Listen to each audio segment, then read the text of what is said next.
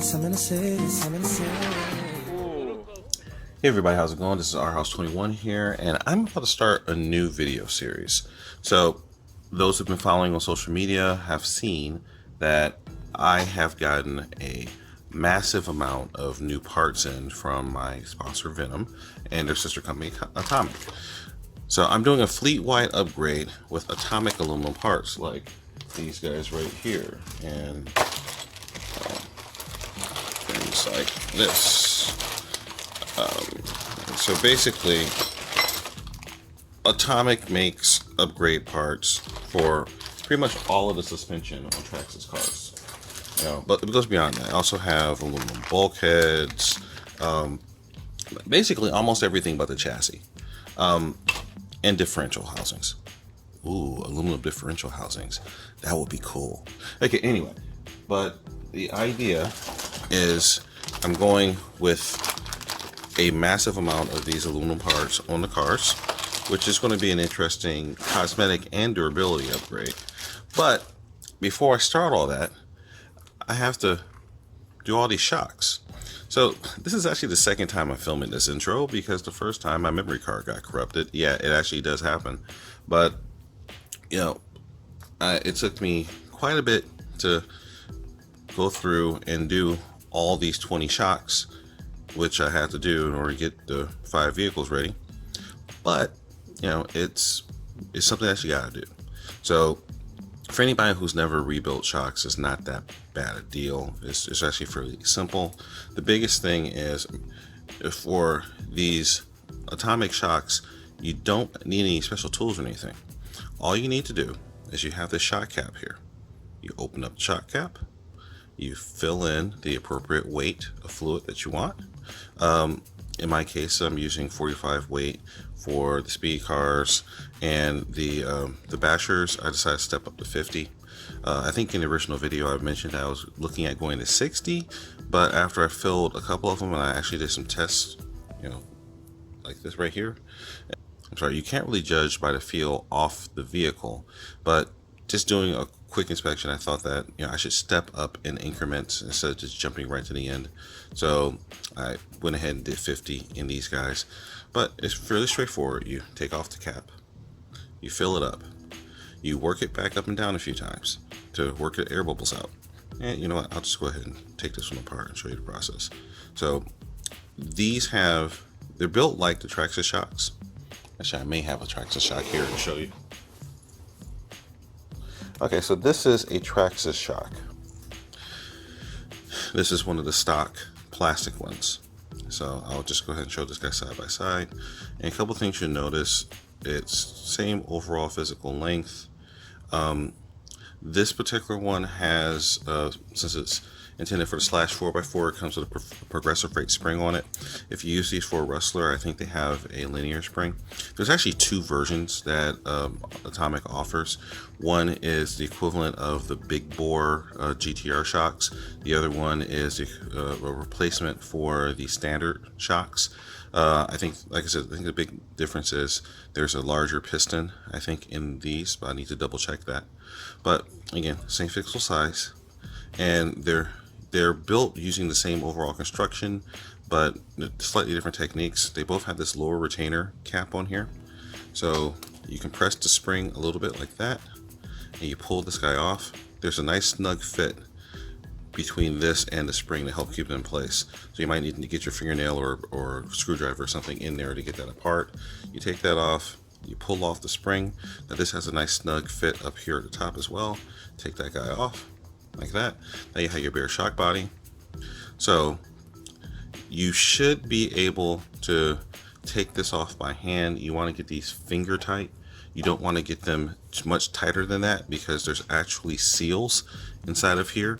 If you over compress the seal, you'll actually make it fail, and then your shock fluid will leak all over the place. So holding the body, tight grip, you should be able to just unscrew it by hand like this right here. Now, one thing to keep in mind, the Traxxas ones are slightly different. So if you look at the top of this cap here, you see that there's a flat top there. Okay, so that's important. So when you work the fluid, so if this, let's say you're doing a brand new one and you're starting off with dirty fluid, you go ahead and just compress this piston up, just empty this out.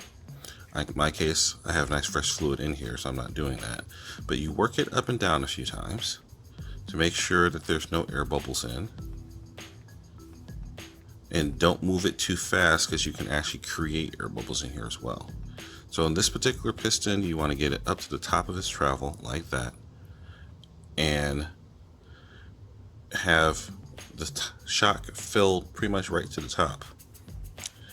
And this little cap goes down inside of there, and it squeezes out any air from the top of it.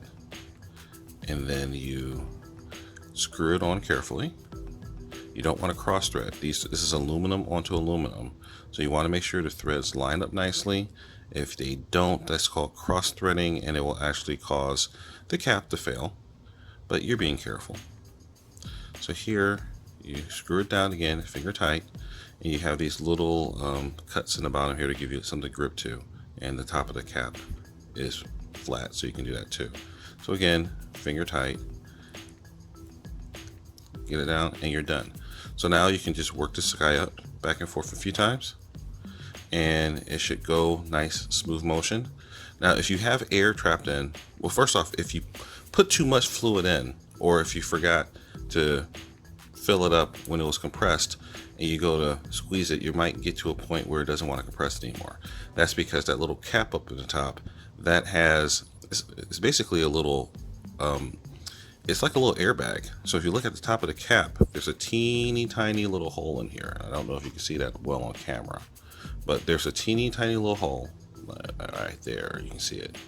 That air from the back of that little cap balloon thing can go. So when you move it up, that actually compresses that little balloon.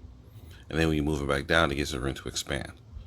So you want to go through its motion, make sure that you don't hear any sounds that sound like air rushing back and forth, because I would say you have some air trapped inside the shock body. But once you're satisfied with that, let's go ahead. I'm just going to make sure again I have it nice and tight. You put your cap, or I should say you put your spring back on like this. There we go. And one little thing I noticed is that because these get pressed on, sometimes this side ends up being slightly wider than that side. It's not a big deal, but if you try to put it on the opposite way, you can force it on and it will fit, but it just kind of naturally wants to go in one direction. So, little point. So then take this, compress it just a little bit, move it down, move this back in place, and ta-da, it just bounces right through. And now I just use my nail, pop this back down in place. Now I have a rebuilt shock. So, like I said, the difference is the Traxxas bodies here. I think I just pulled this off here. These guys have a little top on as well, or a little bubble here, but this one's a little bit more rounded. So, same overall process, but you just want to be careful with either case. And with these Traxxas, these are plastic. So a lot of times what happens if you take big jumps or you bottom out, if you get a lot of big shock load on these things, you can actually blow the top of the shock cap off. These aluminums, they're a lot tougher there, so you don't have to worry about that as much. Now, one thing to keep in mind, if you're doing like I'm doing and you're using the e-revo springs for speed runs or to lower your car, because if you look at it, this is a short stock Traxxas spring. Okay, and you can see there's quite a bit of difference in length. Well, it's not huge, but it's going from, this is 85 millimeter, I think this is 90 millimeter. 5 millimeters, that's, half a centimeter, that's actually not, that's fairly significant when you're dropping a car. But if you notice, the spring is a lot tougher too. When you're going at high speeds, the lobes get a lot bigger than you think they would. So the higher spring rate is actually your friend. But anyway, these go together pretty much the same way. The big difference though is that there's no rubber ball at the top of these shock caps. All right, so one more little discovery. Start to work on these. These don't have any rubber seal in the top of the shock cap. Again, not a big deal. It's just a different design.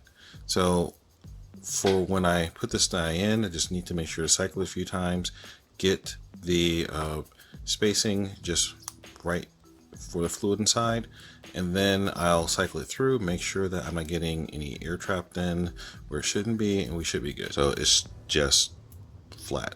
So in that case, I just filled it up to the top and then put the shock on, and I'm pretty much good to go.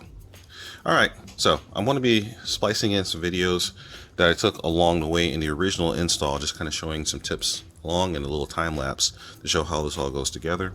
But as I said, this is part one, rebuilding all the shocks, getting ready for the installation. Next up, you're going to see me actually tearing apart the rustlers and the slashes and the X01 and putting all the rest of the suspension parts on. As you can see, you've got, these are going to be for my basher slash, and then these three sets are going to be for my rustler and my slash and my X01, not in any particular order. And then this last set right here is going in the mail to Kyle up in college. Basically, it's the same as these shocks right here. I just put them back in a package afterward for easy mailing. So nothing gets lost. And that's another little point for the slash and the rustler shocks. You get these little hardware kits that, you know, give you all the ends you need to mount them to the shock towers. In the X01 slash, well, I should say in the X01 and the E-Revo shocks, like these guys right here, all the hardware that you need is included on it, so you don't need anything extra or external. Well guys, this took a little bit longer than I thought it was going to, but that's alright. These jobs oftentimes do. But the cool thing is we got it done. So one thing to keep in mind when you do a job like this is you've got these little O-rings here that are on these shocks. I'll hold it here so you can see. You have this little ball joint, and there's an O-ring on both sides that holds it in place. Got to be careful maneuvering these things around, because sometimes those little guys want to take a run, like one of them that I've got here. So now I need to find this back. There it is. So sometimes you just need to be really careful that the O-ring doesn't come off. If it does, it just slip it right back over and it holds it in place nice and secure. Once you get this on the car, you won't have to worry about it going anywhere. But when you're bouncing around, you know, just maneuvering, they want to go, they want to run away. But as I was saying, these are 20 shocks for 5 different cars at, say, a couple minutes per. You know, you're talking about a little bit of time, but this is a worthwhile upgrade for the whole fleet. The quality to these aluminum shocks, I think, is pretty nice. All right, I'm going to call it quits for the night. Next stop is installing all this other stuff.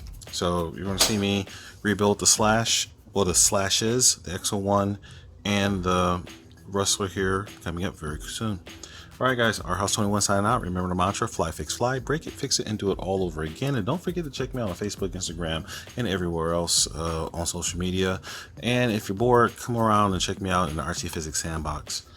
A lot of interesting stuff going on in there as well. And don't forget to, if you haven't subscribed already to the channel, please subscribe. According to my statistics or my analytics, I'm seeing that the vast majority of my views, you guys know who you are, aren't subscribers. If you like the content, come back. All right, guys, our House 21 signing out. Peace.